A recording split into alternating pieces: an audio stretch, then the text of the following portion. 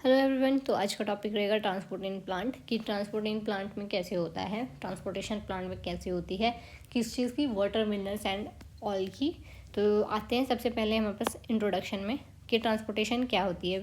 मतलब इसमें क्या होता है, जो मूवमेंट होती है वाटर, मिनरल और फूड की एक पार्ट से दूसरे पार्ट तक, ठीक है, उसको बोलते हैं हम ट्रांसपोर्टेशन इन प्लांट। ये किसके थ्रू होती है? ये जो प्लांट होता है वो वस्कुलर टिश्यूज़ को यूज़ करता है इस ट्रांसपोर्टेशन के लिए। और उस वस्कुलर टिश्यू में क्या आता है? उसमें आता है एक जाइलम, एक आता है उसमें फ्लोएम। ये जो जाइलम होता है इसका काम होता है वाटर और मिनरल्स को ट्रांसपोर्ट करना। फ्लोएम का काम होता है जितना भी फूड है जो प्लांट ने बनाया है by the process of photosynthesis, उसको पूरे प्लांट में ट्रांसपोर्ट करना। ठीक है, तो जाइलम करता है वाटर और मिनरल की ट्रांसपोर्टेशन और फ्लोएम करता है ट्रांसपोर्टेशन ऑफ फूड। ठीक है, नेक्स्ट आ जाता है transportation of water and mineral कैसे होगी। ठीक है, एब्जॉर्प्शन ऑफ वाटर कैसे होगा? जो एब्जॉर्प्शन ऑफ वाटर होगा, मेनली जो वाटर होगा वो एब्जॉर्ब करते हैं root hair through osmosis. Root hair जितने भी होते हैं, ऐसे हमारे पास रूट रहती है, उसके हेयर्स होते हैं ऐसे नीचे नीचे नीचे नीचे नीचे। ठीक है, ये जो रूट हेयर होते हैं ये हमारे पास वाटर जो है इनसाइड द अर्थ, वहाँ से ये सॉइल से सारा वाटर एब्जॉर्ब करते हैं और पूरी प्लांट की बॉडी में उसको ट्रांसपोर्ट करते हैं। किस प्रोसेस के थ्रू? ऑस्मोसिस के थ्रू। ऑस्मोसिस कौन सी प्रोसेस होती है? जिसमें हायर कॉन्सेंट्रेशन से लोअर कॉन्सेंट्रेशन की तरफ जाते हैं।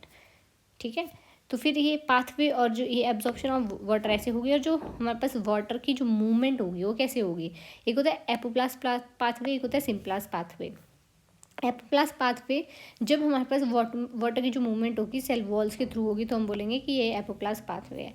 जब हमारे पास वाटर की मूवमेंट जो होगी साइटोप्लाज्म या वाया प्लाज्मोडेस्माटा के थ्रू होगी तो उसको हम बोलेंगे सिम्प्लास्ट पाथवे। ठीक है, फिर नेक्स्ट आ जाता है हमारे पास transport of water by the ascent of sap. Ascent of sap से हमारे पास ट्रांसपोर्टेशन ऑफ वाटर कैसे होगी? ठीक है, ये जो हमारे पास वाटर जो है जो अपवर्ड को जा रहा है, जैसे हमारे पास ये प्लांट रहता है, सोचो ये प्लांट है, ठीक है, ये हमारे पास कोई प्लांट है, तो अब हमारे पास पानी जा कहाँ रहा है? यहाँ रूट से ऊपर की तरफ को जा रहा है। ठीक है, यहाँ से ऐसे ऐसे यहाँ से एब्जॉर्ब होके ऐसे ऐसे इस डायरेक्शन में पानी जाएगा हमारे पास अपवर्ड डायरेक्शन में। और ये जो अपवर्ड डायरेक्शन में वाटर जा रहा है ये किसके थ्रू जा रहा है? जाइलम के थ्रू, क्योंकि वाटर और मिनरल ट्रांसपोर्ट कौन करता है? जाइलम। तो इसमें जो फोर्सेस है वो कौन कौन सी फोर्सेस इसमें इन्वॉल्व रहेगी? एक तो रूट प्रेशर, एक होता है पॉजिटिव प्रेशर ग्रेडियंट इन रूट्स उसकी वजह से, और इम्पॉर्टेंट ऑफ नाइट, मतलब नाइट की भी बहुत ज़्यादा इंपॉर्टेंट है इसमें और अर्ली मॉर्निंग में भी, क्योंकि उस टाइम हमारे पास थोड़ा ओस वाला मौसम रहता है तो उसमें क्या होता है वाटर कंटेंट थोड़ा ज़्यादा होता है। उस टाइम वो जो सॉइल होती है उसमें उस टाइम सॉइल को वहाँ से पानी मिलता है और उसके बाद वो वहाँ से पूरे प्लांट में जाता है। ठीक है, एक होता है कॉजेज गटेशन। नेक्स्ट आ जाता है हमारे पास कैपिलरी एक्शन।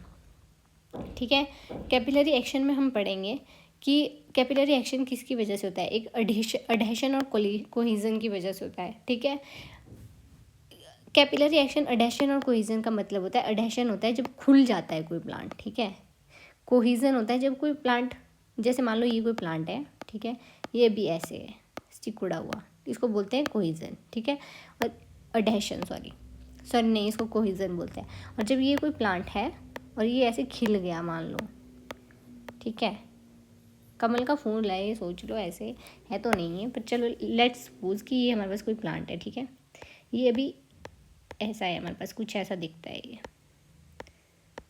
ऐसे सिकुड़ा सा प्लांट है। ठीक है, और यहाँ पे हमारे पास कोई प्लांट है जो प्रॉपरली ऐसा दिख रहा है। तो ये जो ये वाली प्रोसेस है इसको बोलेंगे हम कोहिजन। ये जो अडहेशन होगी ये वाली प्रोसेस जिसमें वो प्लांट जो होगा वो खिला खिला रहेगा। ठीक है, तो ये रहती हैं ये प्रोसेसेस। तो फिर ये आ गया कैपिलरी एक्शन। ट्रांसपोर्टेशन पुल की वजह से भी होती है। ठीक है, पुल एक फोर्स होती है जो प्लांट में लगती है। कैसे? जब हमारे पास कोहिजन होगा, ठीक है, एक कोहिजन टेंशन थ्योरी ने एक्सप्लेन किया है इसको, उसके लिए आपको कोहिजन टेंशन थ्योरी पढ़नी पड़ेगी।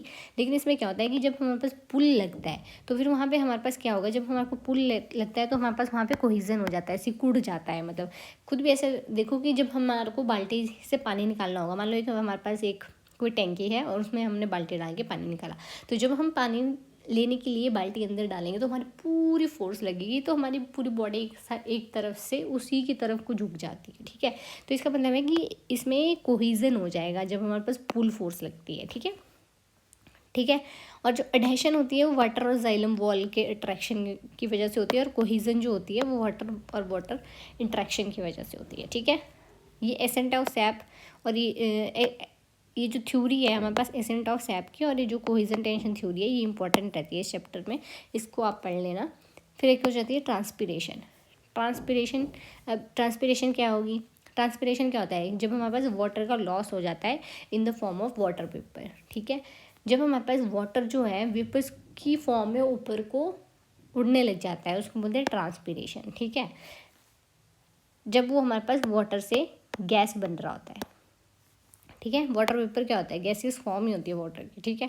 फिर टाइप ऑफ ट्रांसपिरेशन कैसी होती है? एक तो होती है स्टोमेटल ट्रांसपिरेशन जो मेजरली देखने को मिलती है, एक होती है क्यूटिकल और एक होती है लेंटिकल ट्रांसपिरेशन। तो ये 3 टाइप की ट्रांसपिरेशन रहती हैं। फैक्टर जो ट्रांसपिरेशन को अफेक्ट करते हैं, लाइट हो गया, टेम्परेचर हो गया, ह्यूमिडिटी हो गया, विंड हो गया, लीफ एरिया हो गया। अगर ज़्यादा लाइट होगी तो ट्रांसपिरेशन अच्छी होगी, अगर हाई टेम्परेचर होगा तो भी ट्रांसपिरेशन अच्छी होगी। ह्यूमिडिटी हाई होती है वहाँ पे ट्रांसपिरेशन थोड़ी ओके ओके रहती है, ठीक है। विंड चली है, हवा चली है, तब भी अच्छी खासी ट्रांसपिरेशन हो जाती है, पर as compare to temperature wind वाले में थोड़ी कम रहेगी। और लीफ एरिया पे भी डिपेंड करता है, अगर हमारे पास बड़ा लीफ है उसमें ट्रांसपिरेशन ज़्यादा अच्छी होगी, अगर हमारे पास छोटा लीफ है उसमें थोड़ी कम होगी, ठीक है। ये सिग्निफिकेंस क्या है इसकी? ये हेल्प करती है एसेंट ऑफ सैप में, ठीक है, कूलिंग इफेक्ट क्रिएट करने में, और वाटर बैलेंस को मेंटेन करने में भी इसका काम होता है ट्रांसपिरेशन का, ठीक है। नेक्स्ट आ जाती है ट्रांसपोर्टेशन ऑफ मिनरल। ये भी हमारे पास कौन करता है? जाइलम करता है, ठीक है। और हमारे पास मिनरल जो है एब्जॉर्ब होते हैं आयनिक फॉर्म में, आयंस की फॉर्म में। जैसे हमारे पास मिनरल्स होते हैं, जैसे मान लो कैल्शियम हो गया Ca पॉजिटिव, पोटाशियम हो गया K पॉजिटिव, ऐसे। तो मतलब ये आयनिक फॉर्म में एब्जॉर्ब होते हैं, ठीक है। 2 मेथड होते हैं इनके एब्जॉर्प्शन के, एक होता है पैसिव, एक होता है active transportation, sorry active absorption, एक होता है पैसिव एब्जॉर्प्शन। एक्टिव एब्जॉर्प्शन में हमारे पास हम ATP का यूज़ करके इनको एब्जॉर्ब करते हैं, मतलब ATP मीन्स एनर्जी का यूज़ करके, ठीक है।